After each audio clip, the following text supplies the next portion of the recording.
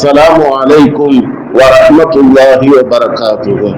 தங்களுக்குரிய அல்லாஹ்வுடைய நல்லடியார்களே, பெரியோர்களே, ஜமாத்தார்களே, வாலிப நண்பர்களே, கடந்த வாரங்களிலே வாலிபர்கள் குறித்த பல தகவல்களை ஜும்மா உரையாக நாம் பார்த்தோம்.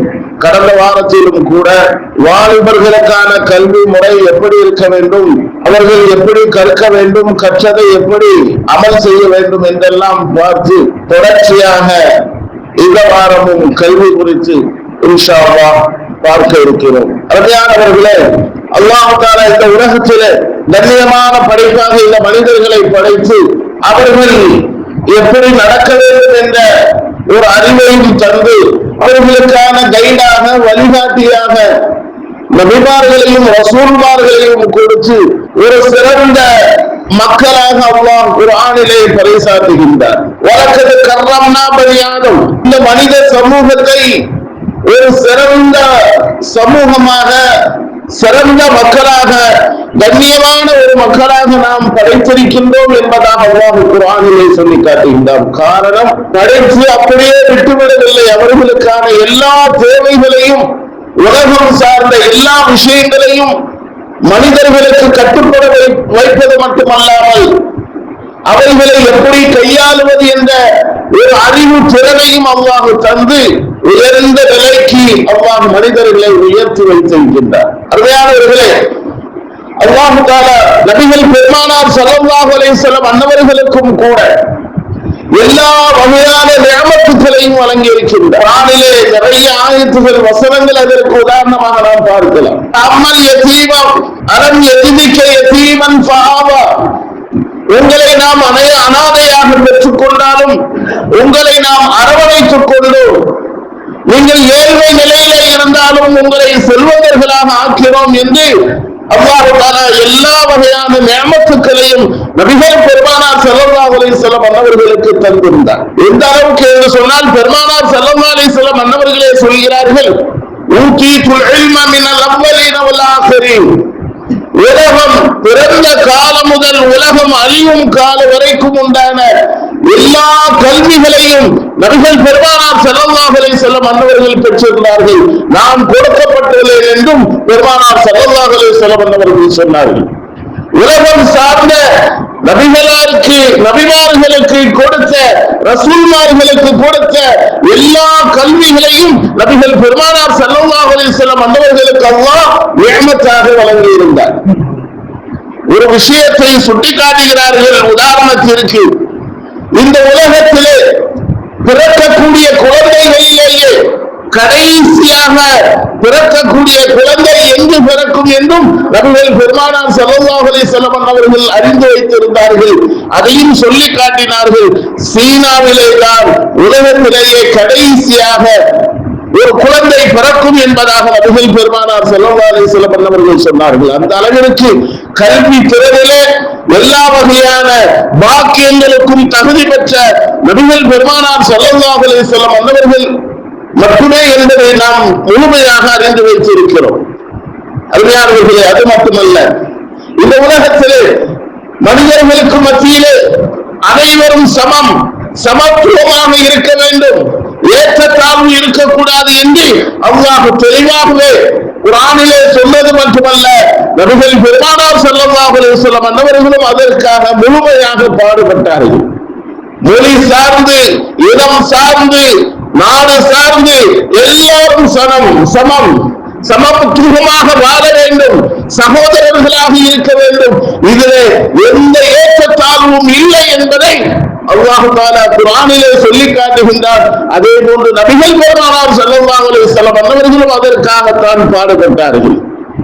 ஒரு விஷயத்தை விளங்க வேண்டும், அல்லாஹ் மனிதர்களுக்கு மத்தியிலே எந்த ஏற்றத்தாழ்வையும் வழங்காத அல்லாஹ் ஒரு இடத்தில் மட்டும் இப்படி கூறி காட்டுகின்றார். நபிகள், நீங்கள் சொல்லுங்கள்,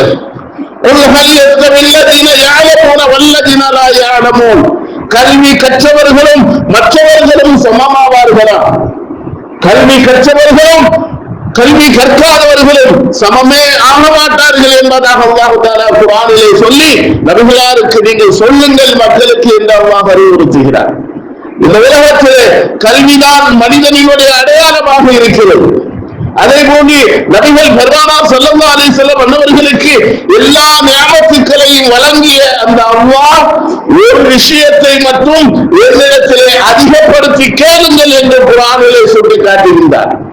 எல்லாவற்றையும் நபிகள் பெருமானார் ஸல்லல்லாஹு அலைஹி வஸல்லம் அன்னவர்களுக்கு அல்லாஹ் கொடுத்து விட்டு ஒரு விஷயத்தை மட்டும் என்னிடத்திலே நீங்கள் அதிகமாக கேளுங்கள் என்று நபிகள் பெருமானார் ஸல்லல்லாஹு அலைஹி வஸல்லம் அன்னவர்களுக்கு அறிவுறுத்துகிறார். அது என்ன? எனக்கு கல்வியை அதிகப்படுத்திக் கொடு, எனக்கு கல்வியை அதிகப்படுத்திக் கொடு என்று கேளுங்கள் என்று அல்லாஹ் தஆலா பெருமானார் ஸல்லல்லாஹு அலைஹி வஸல்லம் அன்னவர்களுக்கு சொல்கிறான் என்று சொன்னால் கல்வியினுடைய தரம், அதனுடைய மகத்துவம், முக்கியத்துவத்தை நாம் விளங்கிக் கொள்ள வேண்டும். கடந்த வாரங்களிலே நாம் பார்த்தோம், ஒவ்வொரு நபிமார்களுக்கும் ஒவ்வொரு விதமான திறன்களை கல்விகளை கொடுத்து டெக்னாலஜி அன்றைக்குண்டான உலகத்திற்கு தோதுவான தேவையான விஷயங்கள் எல்லாம் மக்களுக்கு நிரூபித்து காட்டினார்கள். அந்த வரிசையிலும் கூட ஒவ்வொரு நபிமார்களையும் நாம் பார்த்தோம். நூஹ் அலைஹிஸ்ஸலாம் அன்னவர்களுக்கு கப்பலை தயாரிக்கக்கூடிய அறிவை கொடுத்தார். நபி மூசா அலைஹிஸ்ஸலாம் அன்னவர்களுக்கு கடலை பிளக்கக்கூடிய சில அறிவார்ந்த விஷயங்களை அல்லாஹ் கற்றுக் கொடுத்தார். ஏராளமான விஷயங்கள். நபி சுலைமான் அலைஹிஸ்ஸலாம் அன்னவர்களுக்கு உலகம் சார்ந்த எல்லா மொழிகளையும் அல்லாஹ் கற்றுக் கொடுத்தார். அந்த வரிசையிலே நபி தாவூத் அலைஹிஸ்ஸலாம் அன்னவர்களுக்கு அல்லாஹ் கற்றுக் கொடுத்ததை குர்ஆனிலே சொல்லி காட்டுகின்றான். வஅல்லம்னாஹு ஸனாஅத லபூஸின் லக்கும் லிதுஹ்ஸினக்கும் மின் பஅஸிக்கும். அந்த ஆயத்திலே அல்லாஹ் இப்படி சொல்லி காட்டுகின்றான். போர்க்களங்களிலே தங்களை பாதுகாத்துக் கொள்வதற்காக, தங்களை தற்காத்துக் கொள்வதற்காக போர் கவசங்களை செய்யக்கூடிய அந்த கல்வியை நாம் கற்றுக் கொடுத்தோம், தாவூதுக்கு நாம் கற்றுக் கொடுத்தோம் என்று அல்லாஹ் குர்ஆனிலே சொல்லி காட்டுகின்றார். போர் கவசங்கள், போரிலிருந்து தன்னை எப்படி பாதுகாத்துக் கொள்ள வேண்டும் என்ற அந்த அற்புதமான கல்விகள் எல்லாம் நபிமார்களுக்கு அல்லாஹ் கற்றுக் கொடுத்தார். அருமையானவர்களே, தொழில்நுட்ப வளர்ச்சி, டெக்னாலஜி எல்லாவற்றையும் அல்லாஹ் நபிமார்களுக்கு கற்றுக் கொடுத்தார். அதே போன்று நபி ஜக்கரியா அலைஹிஸ்ஸலாம் அன்னவர்களுக்கும் கூட தச்சு செய்யக்கூடிய, மரவேலை செய்யக்கூடிய அந்த கல்வியை ஜக்கரியா அலைஹிஸ்ஸலாம் அன்னவர்களுக்கு அல்லாஹ் கற்றுக் கொடுத்தார். அதே போன்று நபி யூசுப் அலைஹிஸ்ஸலாம் அவர்களுடைய வரலாறுகளை நாம் அடிக்கடி கேள்விப்படுவது உண்டு. எகிப்திலே மிக சிறந்த ஒரு ஆட்சி செய்தார்கள். மன்னராக கூட அவர்களை நியமிக்கப்பட்டு மக்களுக்கு, அதாவது நிதி அமைச்சராக அந்த அசீஸ் என்ற மன்னர் நபி யூசுப் அலைஹிஸ்ஸலாம் அன்னவர்களை நியமித்தார்கள்.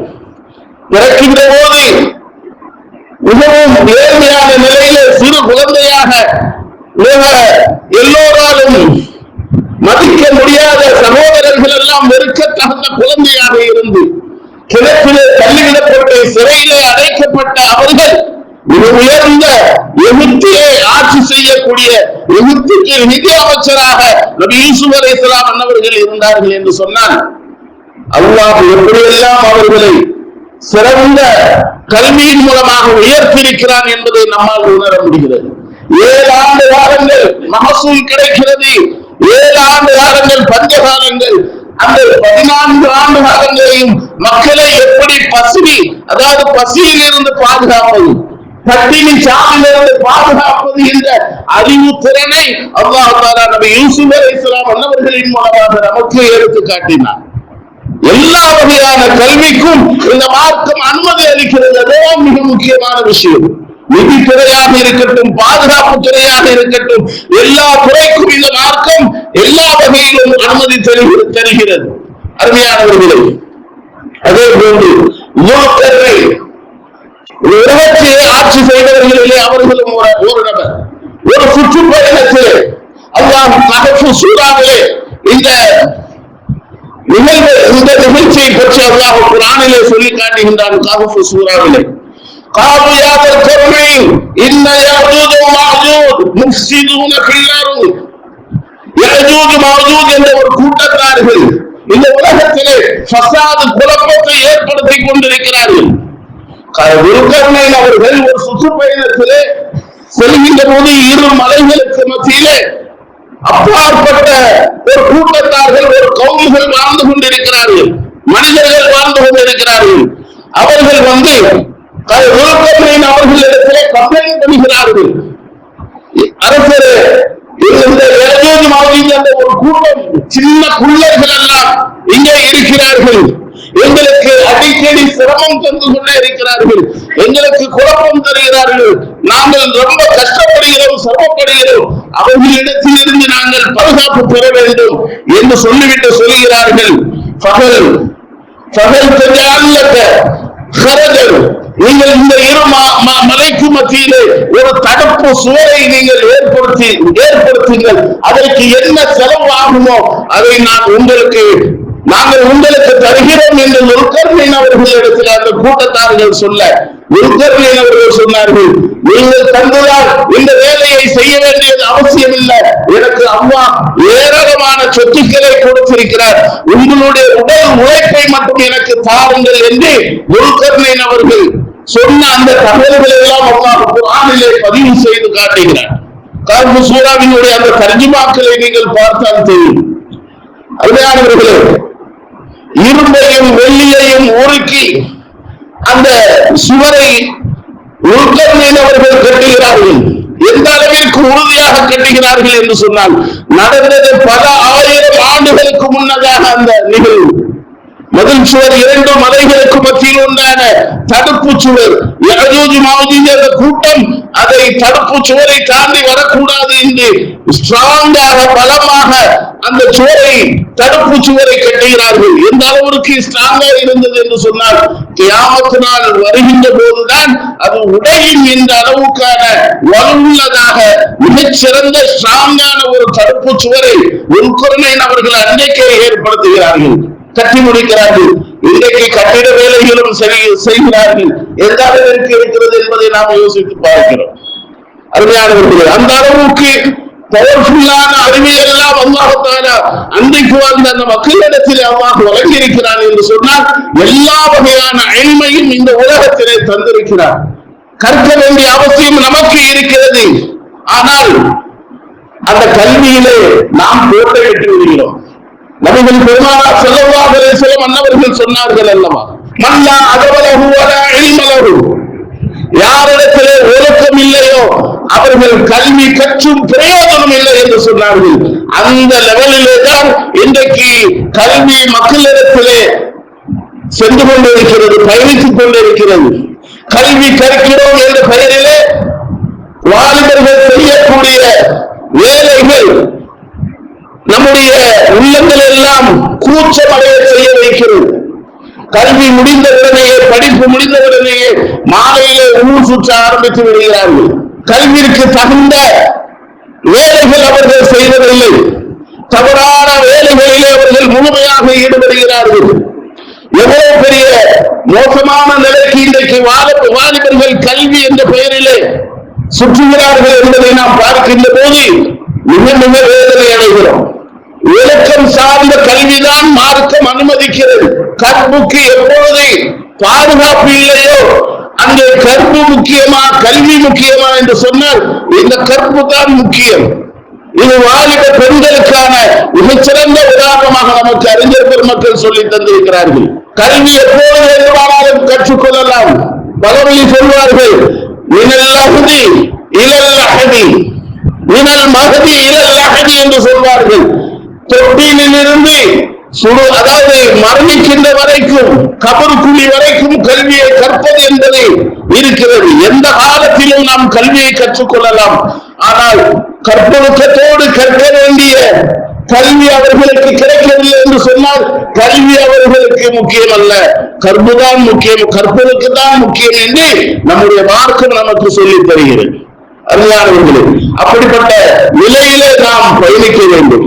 அருமையானவர்களே, நபி ஆதம் அலைஹிஸ்ஸலாம் அன்னவர்களுக்கு அல்லாஹ் தஆலா முதலிலே எல்லா விதமான கல்விகளையும் கற்றுக் கொடுத்தார். கல்வி என்பது மனிதனுடைய அடையாள சின்னம் தான். அதில் எந்த விதமான சந்தேகமும் இல்லை, ஒரு முடிவு இல்லாதது. கடைசி வரைக்கும் இந்த கல்வியை கற்கலாம் என்று இருந்தாலும் கூட நபி ஆதம் அலைஹிஸ்ஸலாம் அன்னவர்களுக்கு அல்லாஹ் குர்ஆனிலே தொடர்ந்து விஷயங்களை கல்வியின் மூலமாக ஏற்படக்கூடிய விளைவுகளை சொல்லி காட்டுகின்றார். கல்வி யாரெல்லாம் கற்றிருக்கிறார்களோ அவர்களுக்கு இந்த உலகம் பணிந்துவிடும். அதற்கு மிகப்பெரிய முன் உதாரணமாக ஆதம் அலைஹிஸ்ஸலாம் அன்னவர்களுக்கு அல்லாஹ் தஆலா கல்வியை கற்றுக் கொடுத்து விட்டு, படைத்த உடனேயே கல்விகளை கற்றுக் கொடுத்து விட்டு அல்லாஹ் செய்த வேலை என்ன தெரியுமா? எல்லா மலக்குமார்களையும் சஜிதா செய்ய வைத்தார். மலக்குமார்கள் எல்லாம் அடிபடிய வைத்தார். இந்த உலகத்திலும் அப்படிதான். யார் கல்வியாளர்களாக இருக்கிறார்களோ அவர்களுக்கு இந்த உலகம் அடிபணிந்தே ஆக வேண்டும். என்ன விலையானாலும் அவர்களை தூக்கி செல்வார்கள். திறமை இருக்கிறதா, கல்வி இருக்கிறதா, எத்தனை லட்சம் கொடுத்தும் அவரை விலைக்கு வாங்குவதற்கு இந்த உலகம் தயாராக இருக்கிறது.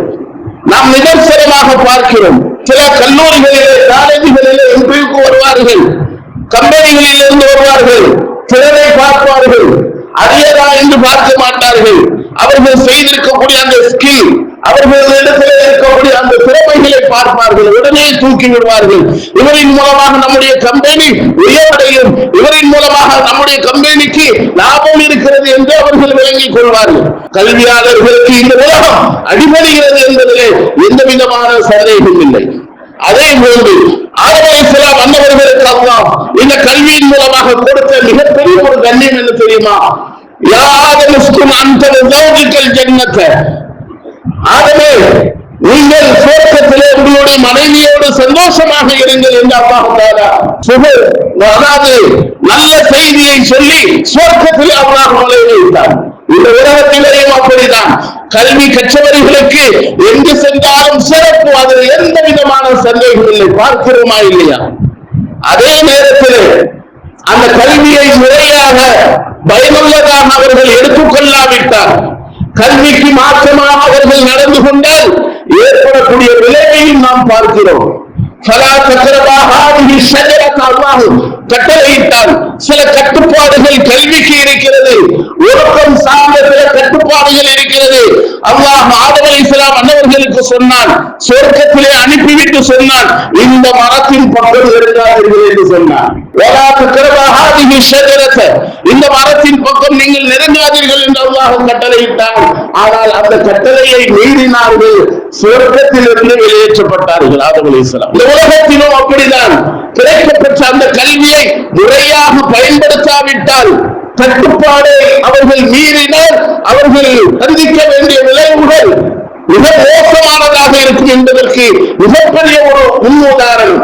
அருமையானவர்களே, நபிகள் பெருமானார் ஸல்லல்லாஹு அலைஹி வஸல்லம் அன்னவர்களினுடைய காலத்தில் நபீனா கலீஃபா, இரண்டாவது கலீஃபா உமர் ரலியல்லாஹு தஆலா அன்ஹு அவர்கள் சிறு பிராயமாக இருக்கிறார்கள், ஈமான் கொள்ளவில்லை.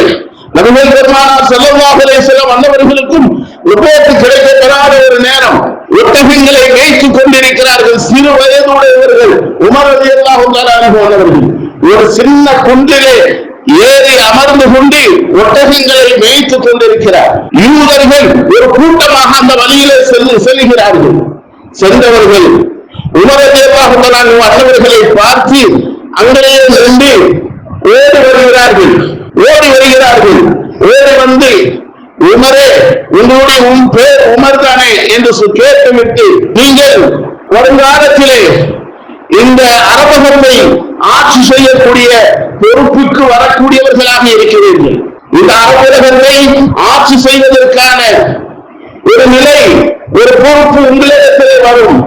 அந்த நேரத்திலே நாங்கள் இருவரும் உங்களிடத்திலே கேட்டுக்கொள்கிறோம், எங்களுக்கு நீங்கள் அபயம் அளிக்க வேண்டும், இதிலே கையெழுத்து போட்டு தாருங்கள் என்று உமர் ரலியல்லாஹு தஆலா அன்ஹு அவர்களிடத்திலே அந்த யூதர்கள் இருவர்கள் வந்து கையெழுத்து கேட்கிறார்கள்.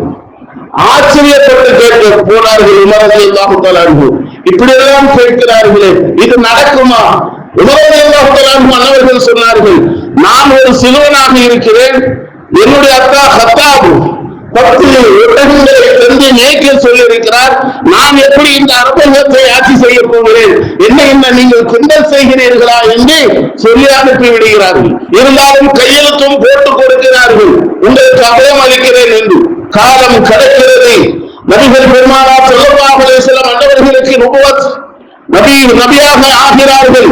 உமர் ரலியல்லாஹு தஆலா அன்னவர்களுக்கு இஸ்லாம் ஈமான் கிடைக்கிறது ஒரு கட்டம். நபிகள் பெருமானார் ஸல்லல்லாஹு அலைஹி வஸல்லம் அன்னவர்களுக்கு பிறகு ஆட்சி பொறுப்பு உமர் ரலியல்லாஹு தஆலா அன்னவர்களுக்கு கிடைக்கிறது. அபூபக்கர் சித்திக் ரலியல்லாஹு தஆலா அன்னவர்களுக்கு பிறகு உமர் ரலியல்லாஹு தஆலா அன்னவர்கள் ஆட்சி பொறுப்பை எடுக்கிறார்கள். நபிகள் பெருமானார் ஸல்லல்லாஹு அலைஹி வஸல்லம் அன்னவர்கள் சஹாபாக்களுக்கு ஒரு 5 விஷயங்களை சொல்லிக் கொடுத்தார்கள். இந்த விஷயங்களிலே நீங்கள் கவனமாக இருக்க வேண்டும், வழி தவறிவிடக் கூடாது, பொறுப்போக்காக இருந்துவிடக் கூடாது என்று 5 அறிவுறுத்தல்களை சொல்லிக் கொடுக்கிறார்கள். 5 விஷயங்கள் என்ன? முறையாக சரியாக நீங்கள் தொழுகையை கடைபிடிக்க வேண்டும். எந்த விதத்திலும் தொழுகையிலே பொறுப்போக்காக இருந்துவிடக் கூடாது. இரண்டாவதாக சொன்னார்கள், பெண்கள் விஷயத்திலே நீங்கள் கவனமாக இருக்க வேண்டும், கண்ணியமாக நடக்க வேண்டும், பெண்களை கண்ணியமாக பார்க்க வேண்டும், அடிமைகளை முறையாக நடக்க வேண்டும், அவர்களுக்கான உரிமைகளை வாங்கி கொடுக்க வேண்டும் என்று பெருமானார் ஸல்லல்லாஹு அலைஹி வஸல்லம் அவர்கள் தொடர்ந்து சொல்கிறார்கள். அதே போன்று நான்காவதாக சொன்னார்கள், மற்ற நாட்டிலிருந்து யாராவது தூதுவர்கள் வந்தால் அவர்களிடத்தில் நீங்கள் கவனமாக நடந்து கொள்ளுங்கள், அவர்களுக்கான கண்ணியத்தையும் மரியாதையையும் கொடுங்கள், ஈமான் இல்லை என்பதற்காக அவர்களை தரக்குறைவாக நடத்தாதீர்கள், எச்சரிக்கையாக சொன்னார்கள்.